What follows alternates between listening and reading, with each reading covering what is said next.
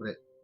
Bienvenidos una vez más a la Biblia aplicada. Mi nombre es Esteban y el día de hoy vamos a estar regrabando la clase que habíamos dado el día sábado en vivo, pero por algunos problemas técnicos no pudimos tener la clase en calidad óptima. Tuvimos algunos problemas de audio, algunos problemas de conexión y la clase estuvo un poco entrecortada. Así que vamos a volver a grabarle el día de hoy esta clase que es acerca de cómo estudiar la Biblia. Cómo estudiar la Biblia. El método inductivo. Así que vamos a empezar. ¿Cómo estudiar la Biblia? En primer lugar vamos a hablar de la Biblia, la palabra de Dios. La Biblia es la palabra de Dios. No vamos a estar dando una clase acerca de qué es la Biblia, porque eso ya sería un seminario entero completo acerca de qué es la Biblia, cómo podemos estar seguros de qué es la palabra de Dios, qué significa la Biblia para nosotros hoy y todo esto. Pero sí vamos a estar hablando un poquito, solo unas pinceladas acerca de algunos temas de la Biblia, algunas cosas acerca de la Biblia que sí nos interesa tener en cuenta. Entonces, vamos a hablar en primer lugar acerca de cómo Dios ha revelado su verdad. Los expertos en comunicación, los expertos en esta materia que es la comunicación entre personas y todo esto, nos dicen que el 17% de la comunicación tiene que ver con el qué. ¿Qué es lo que se comunica? El mensaje en sí. El 17% de la comunicación, para que ésta sea efectiva, tiene que ver con el qué. Pero el otro 83% tiene que ver con el cómo. ¿Cómo se comunica esto que se está comunicando? El 17% tiene que ver con el qué y el 83% tiene que ver con el cómo. Muy importante la forma en que se comunican las cosas para que la comunicación pueda ser efectiva. Entonces, muchas veces solo nos centramos en el mensaje, en el qué de las cosas que tratamos de comunicar, pero es muy importante para que la comunicación sea efectiva el cómo. Y el Señor Dios sabe y tiene muy claro esto acerca de que el cómo es muy importante. Entonces vamos a ver cuál es el qué y cuál es el cómo de la comunicación de Dios hacia nosotros. El qué y el cómo de la revelación divina. El qué es lo que Dios quiere comunicarnos. ¿Cuál es el mensaje de Dios? Es el verbo vivo, es Jesucristo. Así lo declara el Evangelio de Juan en el capítulo 1, versículo 14. Y este verbo se hizo carne y habitó entre nosotros y vimos su gloria, gloria como la del unigénito Hijo de Dios. También en Hebreos 1, del 1 al 3, nos dice que Dios antes había hablado a nuestros padres, dice el autor de los Hebreos, o sea, a los padres de los hebreos por los profetas, pero ahora en estos tiempos nos ha hablado por medio de el Hijo. Primera de Juan del 1 al 4 nos habla acerca de cómo los apóstoles pudieron ver, palpar, estar junto a Jesucristo, oírlo de primera mano, y eso era lo que ellos comunicaban.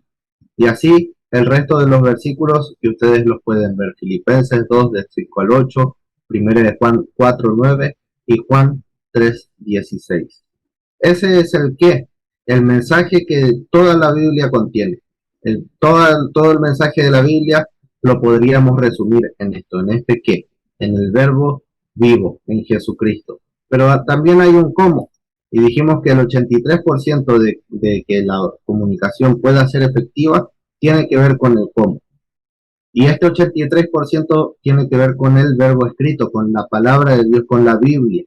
La Biblia es ese cómo, es ese medio por el cual Dios escogió comunicar su verdad. El qué es el verbo vivo y el cómo es el verbo escrito. Entonces vamos a estar ocupándonos del verbo escrito para poder llegar al qué, a ese verbo vivo, que es nuestro objetivo principal, conocer a Jesucristo. El verbo escrito, la Biblia. Vamos a ver qué es lo que la Biblia no es y qué es lo que la Biblia sí es. Solo unas poquitas cosas, ¿sí?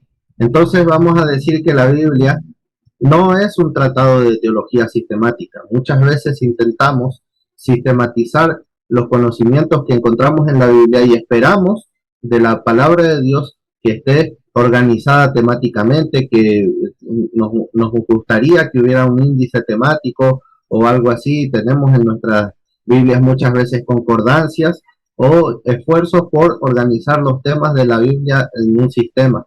Pero la Biblia no es un tratado de teología sistemática. Las verdades que comunica la Biblia están puestas ahí de otra manera, en otra forma, que Dios eligió hacerlo así y es fascinante descubrirlas también de la manera que Dios espera que nosotros las descubramos. Pero no están sistematizadas una tras de la otra en un orden quizá que a nosotros nos resultaría más lógico.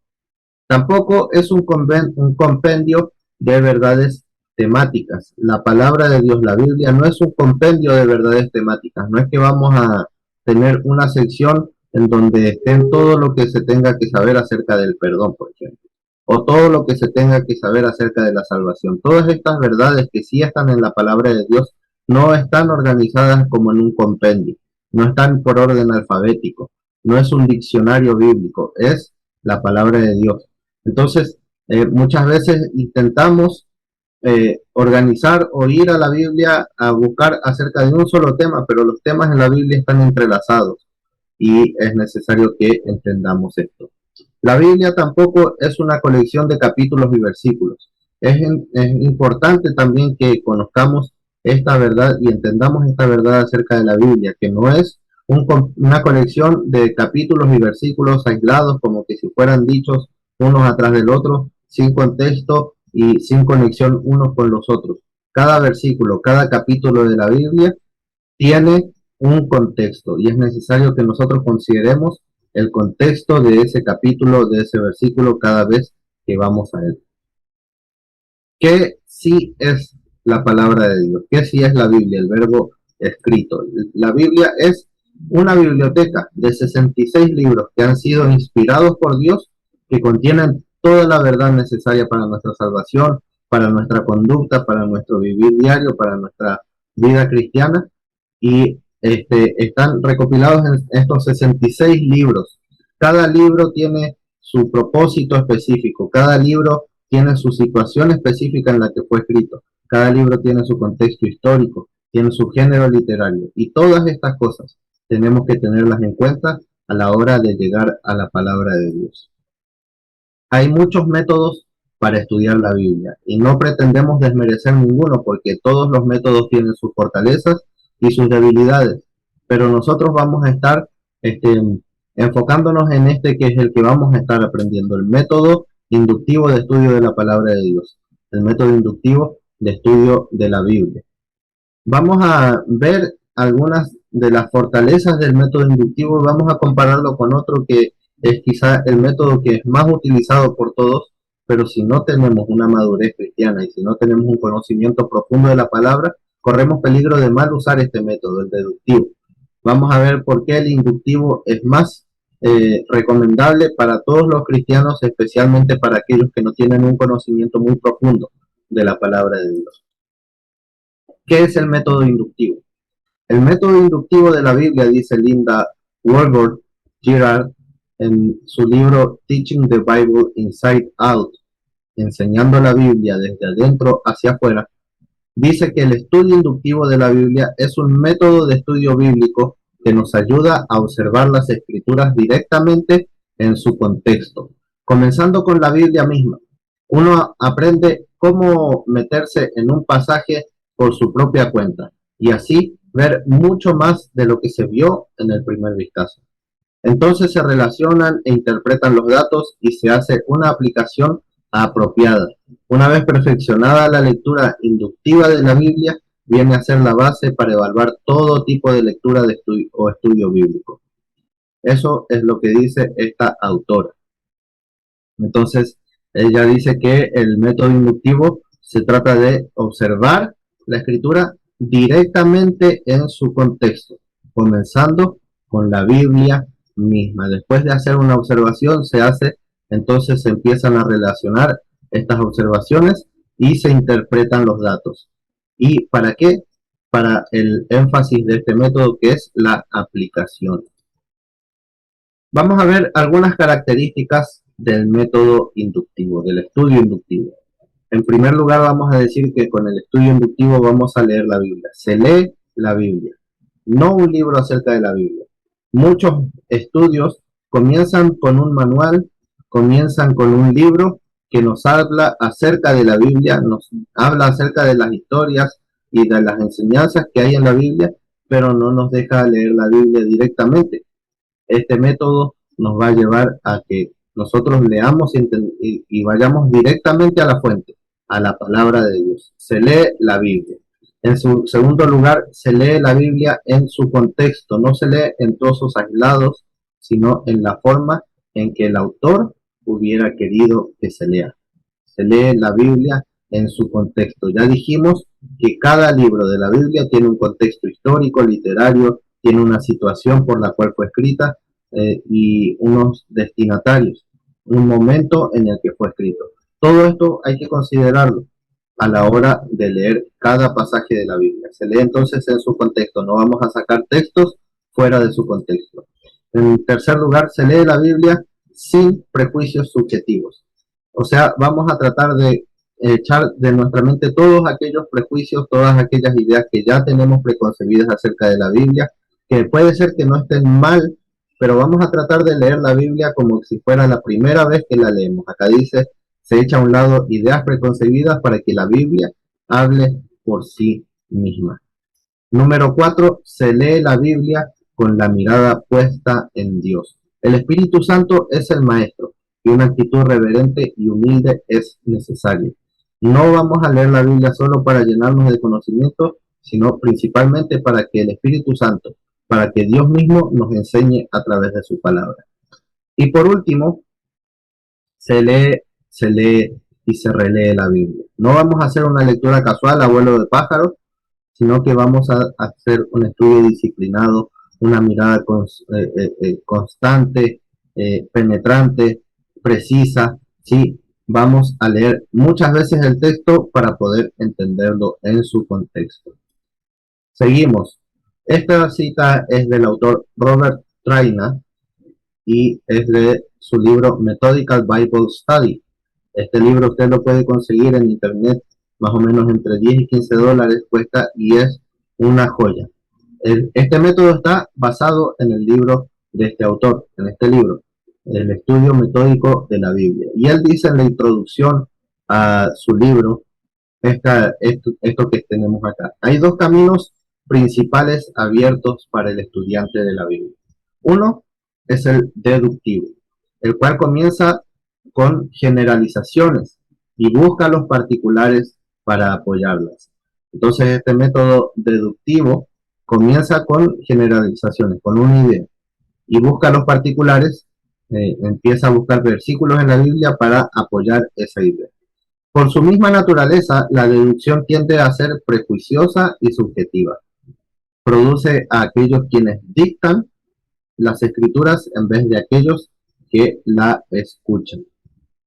Entonces, el peligro de este método es justamente esto, que es subjetiva y prejuiciosa y puede llevarnos a nosotros a estar dictándole a las escrituras lo que nosotros queremos que digan. Entonces, dice Robert Traina que hay otro camino. Por otro lado, su opuesto, el camino inductivo, es objetivo e imparcial. El camino inductivo, el método inductivo es objetivo e imparcial. El otro podía llegar a ser subjetivo y prejuicioso. Este es objetivo e imparcial, puesto que exige al individuo examinar primeramente los particulares. En el anterior empezábamos por las generalizaciones y luego íbamos a los particulares para apoyar esa generalización. En este caso vamos a ir primero a los particulares de las escrituras y las conclusiones se basan en esos particulares. Tal camino es seguro, porque siendo objetivo corresponde a la naturaleza objetiva de las escrituras. Produce oyentes y no habladores. Y la naturaleza de las escrituras requiere de oyentes. Vamos a ver algunas diferencias entre este método inductivo y el deductivo. Vamos a ver primero qué dice el método deductivo, cómo llegamos al texto. Uno llega al texto en el método deductivo con una tesis en mente, buscando pasajes que puedan comprobar nuestra tesis. En el método deductivo entonces llegamos ya con una idea preconcebida y solo vamos a buscar aquellos pasajes que nos sirven para apoyar esa idea. En cambio, en el método inductivo, uno llega al texto bíblico para descubrir cuál es la tesis o el argumento principal del pasaje o libro. Entonces, vemos que en el método deductivo llegamos con una idea para solo buscar apoyo en la Biblia. En cambio, en el método inductivo vamos a la Biblia sin una idea preconcebida y esperamos que el texto nos muestre cuál es su propia idea, qué es lo que él nos quiere transmitir. Seguimos. En el método deductivo, uno comienza en cierta manera con las conclusiones hechas y observa textos solo para apoyarlas. Ese es el método deductivo. Ya tenemos conclusiones hechas y solo vamos a apoyar esas conclusiones con algunos textos que vamos a encontrar por ahí. En cambio, en el método inductivo uno comienza con la observación del texto y de ella uno puede formar algunas conclusiones. En el método deductivo ve las escrituras de forma fragmentada. ¿Recuerdan cuando decíamos que la Biblia no es un compendio de capítulos y versículos, no es una colección de capítulos y versículos? Bueno, el método deductivo ve a la palabra de Dios como una colección de capítulos y versículos y entonces puedo sacar un poquito de acá, otro poquito de allá y hacer una mezcla ahí, una ensalada de versículos y apoyar mis propias ideas. Pero ¿qué dice el método inductivo? Considera las escrituras en su contexto, no va a quitar el texto de su contexto, no va a alejar el texto de su contexto original. El método deductivo puede ser utilizado fácilmente para apoyar un error doctrinal o ético. El método deductivo puede ser utilizado para apoyar errores, ya sea doctrinales o errores éticos, morales. En cambio, el método inductivo sirve para que Dios corrija errores doctrinales o éticos que nosotros podamos tener. El método deductivo, por último, se debe realizar solo si se tiene un conocimiento muy completo de las escrituras, justamente para no caer en estos riesgos que nos genera este método. El método inductivo, por su lado, es apto para todos. Tanto los novatos como los expertos son beneficiados con este método. Y créanme que muchos expertos, eruditos de la palabra de Dios, se vuelcan más por hacer un estudio inductivo de la palabra que por utilizar este método deductivo. Seguimos entonces y vemos los elementos del proceso inductivo. En primer lugar tenemos la observación, luego la interpretación y por último la aplicación. Estos son los tres pasos del método inductivo. Es un método que solo consta de tres pasos: observación, interpretación y aplicación. Vamos a ver cada uno de estos pasos y qué es lo que a qué se refiere cada paso. Vamos a ver, en primer lugar, la observación. La observación es el punto de inicio y fundamento de todo estudio bíblico. Siempre que vamos a estudiar la palabra de Dios, debemos comenzar por la observación. Sin una buena observación, nos será imposible realizar una interpretación correcta, ni una aplicación acertada. Todo parte por la observación. Si no tenemos una buena observación de lo que dice el texto, entonces no vamos a poder interpretarlo de manera correcta y nuestra aplicación no va a ser acertada. ¿Qué es la observación? Es una mirada prolongada, precisa, penetrante y persistente. Es necesario desarrollar la mentalidad de un detective, como Sherlock Holmes, les decía yo. Como Sherlock Holmes, que era el mejor detective en su época, ¿no? En las novelas, porque es un personaje ficticio.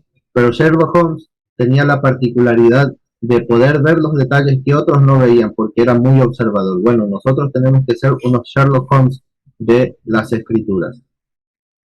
Es comenzar por los datos y no tener conclusiones preconcebidas.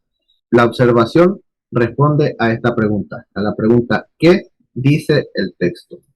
Seguimos, entonces vamos a volver a hacer este ejercicio de observación. Este personaje, ¿dónde está Wally? Wally era este personaje que aparecía en algunas revistas y en algunos programas de televisión cuando yo era niño, y el juego consistía en encontrar a Wally. Entonces vamos a tratar de buscar a Wally y les voy a dar 10 segundos para encontrarlo. Vamos. Entonces, en esa imagen tenemos que encontrar a Wally. Faltan 5, 4, 3, 2, 1. Lo encontraron. Vamos a ver si lo encontraron. Estaba aquí. Ahí, a donde está el círculo rojo, ahí estaba Wally. Y vamos a ampliar un poquito más para los que no lo puedan ver todavía. Ahí está Wally. Entonces, ¿qué tuvimos que hacer para encontrar a Wally? Tuvimos que observar la imagen, tuvimos que hacer una mirada más incisiva sobre la imagen, mirar los detalles, eh, observar cada rostro, cada persona, la vestimenta, cómo están parados, y todo esto hasta que logramos encontrarlo, si es que lograron encontrarlo.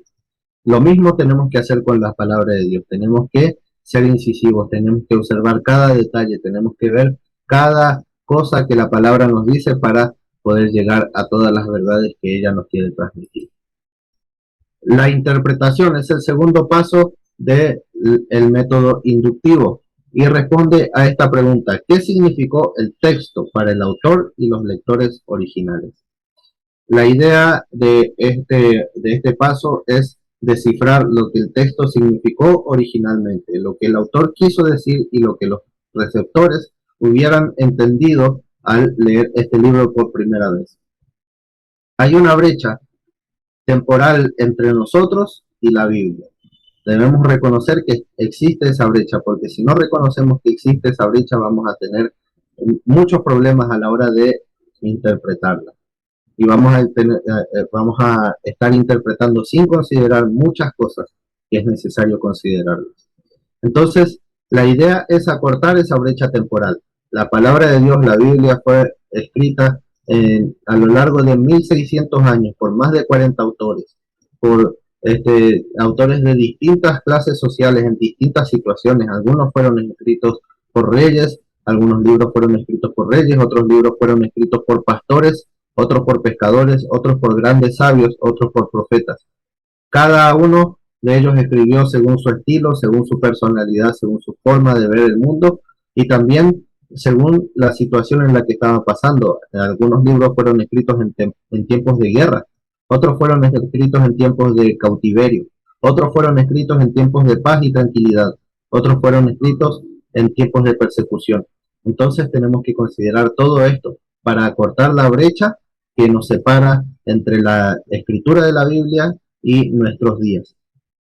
Entonces, la interpretación va a intentar acortar esa brecha y tomar en cuenta el contexto, entonces, histórico y literario. Interrogar al texto con preguntas de interpretación. Entonces, acá vamos a tener que seguir siendo esos detectives, ya no observando como Sherlock Holmes, sino más bien en una faceta de interrogar al texto, de cuestionarlo. No para dudar de sus enseñanzas, sino todo lo contrario, para poder entenderlas cada vez mejor. Para eso es necesario hacerle preguntas al texto, para eso es necesario indagar profundamente. Siguiente paso es la aplicación. Y la aplicación responde ya a una pregunta más personal. Dice, la pregunta a la que responde es: ¿qué significa el texto para mí hoy y cómo lo aplico a mi vida? El énfasis del método de estudio inductivo de la Biblia está justamente acá, en la aplicación. Todo lo anterior, todos los pasos previos que hemos tomado son para llegar a este momento de la aplicación, ¿sí? Porque no estamos estudiando la palabra de Dios solo para llenarnos de conocimiento, para ser el que más sabe de la Biblia, el que más conoce la Biblia, sino Principalmente estamos estudiando la palabra de Dios para que la Biblia nos increpe, para que la Biblia nos lleve a tomar las decisiones correctas y a hacer los cambios que sean necesarios hacer. Estudiamos la Biblia para un cambio de vida. Entonces, en este punto, las preguntas no son hacia el texto, sino hacia uno mismo. Acá hay algunos ejemplos de algunas preguntas que podríamos hacer, ¿no? ¿Qué cambios debo hacer en mi vida a la luz de lo que he aprendido? ¿Hay algún ejemplo que debo seguir? ¿Hay algún error que debo evitar? ¿Hay alguna enseñanza que debo empezar a aplicar en mi vida? Esas son las preguntas de aplicación. ¿Qué cambios tengo que hacer en mi vida? Entonces, el énfasis de este método está justamente aquí, en la aplicación. Es necesario que hagamos todo lo anterior para que cuando lleguemos a este punto podamos aplicar de manera acertada las enseñanzas que la palabra de Dios tiene para nosotros. Vamos ahora a aplicar el método. Vamos a ir paso a paso aplicando este método y vamos a ir haciéndolo poco a poco para que todos podamos entenderlo. Lo vamos a hacer con el libro de Filemón. Como este es una grabación para compensar los problemas técnicos que tuvimos en el vivo, no voy a hacer todos los pasos tal cual como lo hice en el vivo, sino que vamos a ir un poquito más rápido, ¿sí? Pero ustedes pueden pausar el video y pueden hacerlo en los tiempos que ustedes consideren. Entonces vamos a aplicar el método con el libro de Filemón, porque es un libro cortito de un solo capítulo que ocupa una sola página y es fácil para estudiarlo. El primer paso, dijimos, de todo estudio bíblico tiene que ser la oración. Debemos orar para que Dios nos guíe, para que el Espíritu Santo nos enseñe a través de su palabra en cada paso. Ya sé que dijimos que la aplicación es el último paso, pero el Espíritu Santo obra de la manera que Él quiere. Entonces quizás estamos haciendo una observación y Dios nos habla y debemos detener el estudio y escuchar a Dios. Y en segundo lugar, entonces, el siguiente paso es leer el libro. Entonces, este es el momento en el que usted tiene que quizá parar el video y agarrar su Biblia y leer el libro de Filemón completo, ¿sí? Acá tenemos algunas pautas de de qué consta esta lectura que vamos a hacer. Vamos a leer el texto completo en voz alta y sin detenernos hasta terminar. ¿Por qué en voz alta? Porque al leerlo en voz alta vamos a estar viendo el texto con nuestros ojos, vamos a estar pronunciando el texto con nuestra boca y vamos a estar escuchando el texto con nuestros oídos. Entonces lo vamos a estar, por así decirlo, leyendo 3 veces en una. En segundo lugar, tenemos acá que dice que no es una carrera de lectura, no se trata de leer lo más rápido posible, sino de hacer una lectura pausada, que podamos entender. La idea es comenzar a formarnos una imagen del cuadro general del libro sin entrar todavía en los detalles.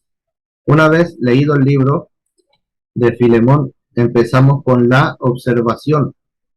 Lo primero que vamos a observar van a ser los términos repetidos que nos van a dar un indicio de qué es el tema que el autor quiere tratar o cuáles son los temas importantes para el autor de este libro, y los términos difíciles con la intención de que si encontramos un término que sea difícil, ya sea por su significado, porque no conocemos su significado o porque no entendemos su significado teológico, podamos entonces ir a un diccionario y buscarlo y entender ese término. Muchas veces leemos y no estamos entendiendo, pero no nos damos cuenta que no estamos entendiendo porque leemos rápido. Bueno, ahora nos vamos a detener y vamos a preguntarnos en cada palabra, yo conozco el significado de esta palabra, yo conozco el significado de esta otra.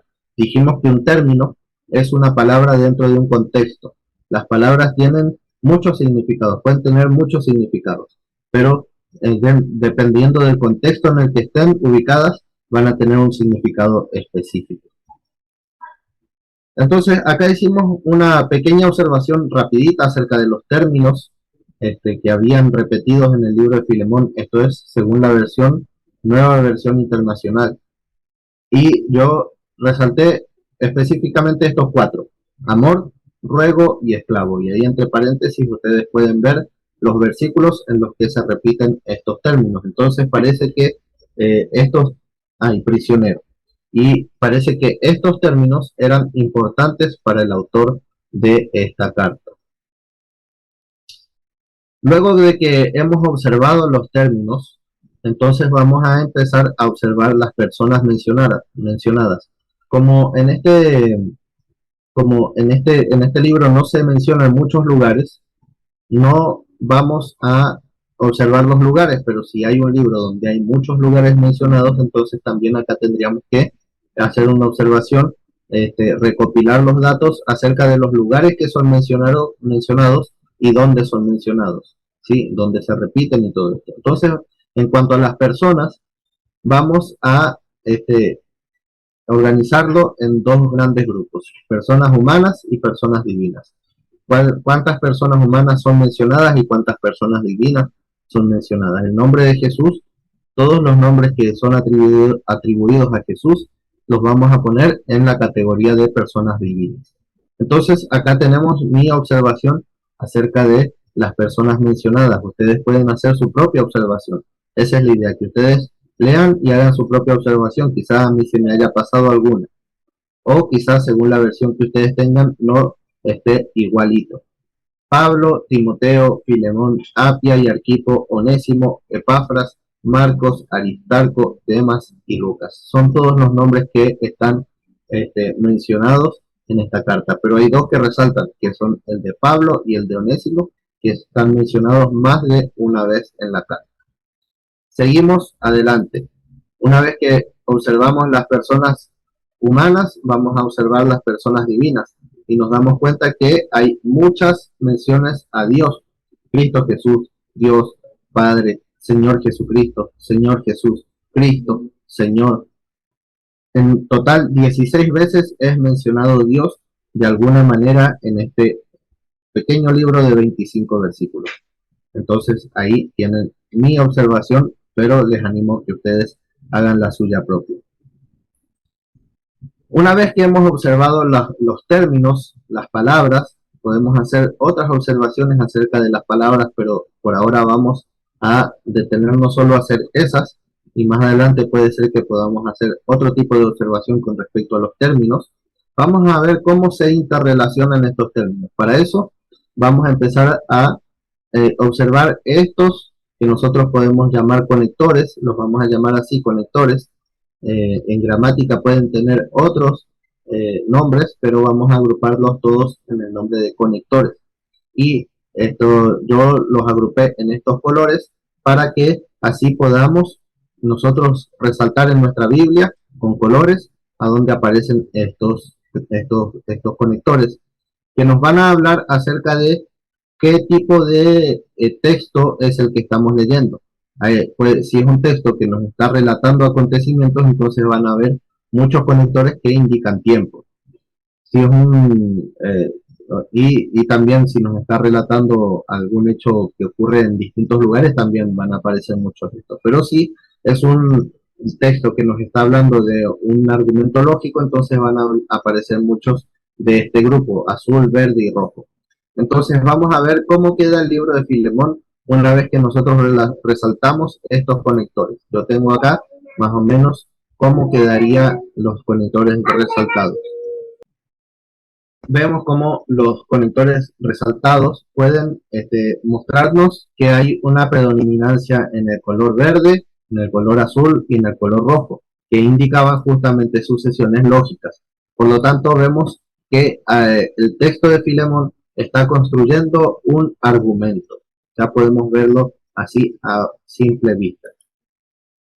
Ya para finalizar, terminando el día de hoy este video, les quiero dejar entonces esta tarea.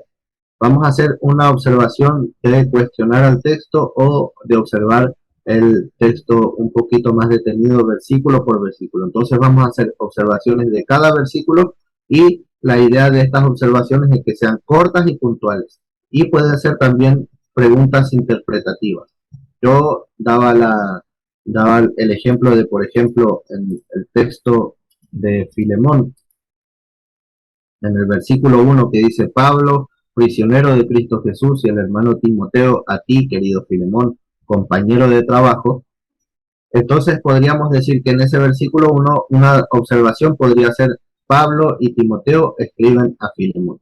Así, corta, puntual y al grano, solo diciendo qué es lo que dice el texto. O podríamos hacerle una pregunta interpretativa. En este sentido, una pregunta interpretativa podría ser: ¿quién es Filemón? ¿O por qué Pablo está prisionero? Esas serían preguntas interpretativas. No vamos a tratar de responder todavía las preguntas, sino que las vamos a plantear. Más adelante, en el momento de la interpretación, entonces ahí sí vamos a buscar respuestas a esas preguntas. Pero ahora lo que nos interesa es plantear la pregunta. Entonces vamos a hacer esa observación. Dicho esto, eh, les dejo entonces esta tarea y les agradezco una vez más por la paciencia el otro día y porque tuvimos algunos problemas de conexión. Esperemos que no volvamos a tener ese tipo de problemas. Vamos a tratar de solucionarlos. Así que nos estaremos viendo entonces el sábado, si Dios así lo permite. Que Dios les bendiga.